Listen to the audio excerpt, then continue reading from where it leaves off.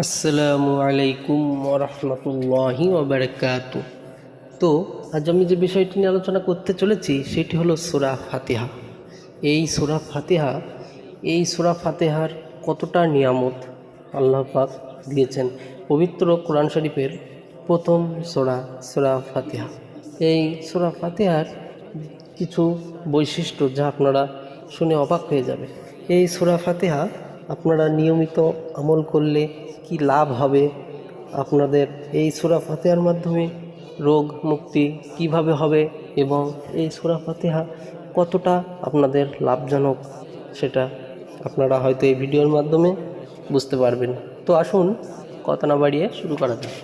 সূরা ফাতিহা পবিত্র কোরআনের প্রথম অন্যতম শ্রেষ্ঠ সূরা, যা রোগ মুক্তি, নিরাপত্তা এবং রিজিক বৃদ্ধির জন্য পরীক্ষিত আমল। এটি নিয়মিত পাঠ করলে জিন, শয়তান ও জাদুটনা থেকে সুরক্ষা পাওয়া যায়। বিশেষ প্রয়োজনে 40 বার বা 41 বার করে পানিতে দম করে পান করা বা মুখে ছিটিয়ে দেওয়া রোগ মুক্তির জন্য খুবই কার্যকারী। এবং সূরা ফাতিহার উল্লেখযোগ্য কিছু আমল আছে, সেই আমলগুলো আপনারাও করতে পারেন। তো আসুন সূরা ফাতিহার উল্লেখযোগ্য আমলগুলো কি কি।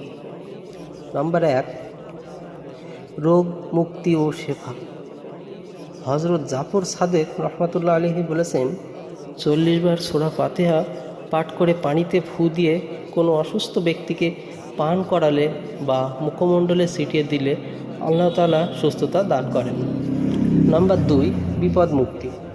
কোনো বিপদে পড়লে 1000 বার সূরা ফাতিহা পাঠ করলে তা থেকে মুক্তি পাওয়া যায় বলে হযরত আলী রহমাতুল্লাহ আলাইহি উল্লেখ করেছেন। নাম্বার 3, রিজিক বৃদ্ধি। শেষ রাতে নিয়মিত 41 বার সূরা ফাতিহা পাঠ করলে আল্লাহ তাআলা রিজিকের বরকত ও প্রাবৃদ্ধি দান করেন। নাম্বার 4, সুরক্ষা, যেমন জিন বা শয়তান থেকে।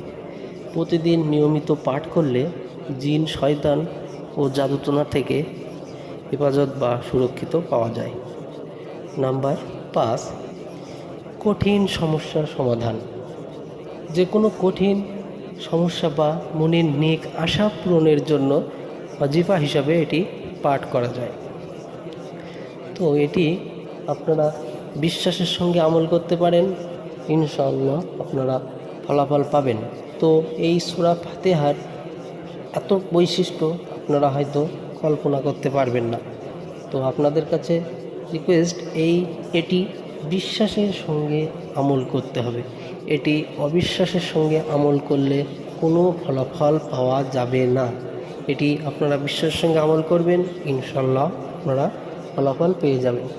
তবে এটি বিশেষ একটি সতর্কবার্তা, সেটি হলো আমলগুলো অটল বিশ্বাস ও পবিত্রতার সাথে করা উচিত। নামাজের প্রতি রাকাতে সূরা ফাতিহা পাঠ করা ওয়াজিব, যা ছাড়া নামাজ হয় না। এটি পবিত্রতা অবস্থায় এবং বিশ্বাসের সঙ্গে আমল করবেন এবং এটি প্রতি নামাজে প্রথম রাকাতে আগে সূরা ফাতিহা পাঠ করে তারপরে সূরা পড়তে হয়। তবে সূরা ফাতিহা ছাড়া নামাজ হওয়ার সম্ভাবনা নেই। তো আপনারা এই আমলটি বিশ্বাসের সঙ্গে আমল করবেন, ইনশাআল্লাহ আপনারা ফলাফল পাবেন।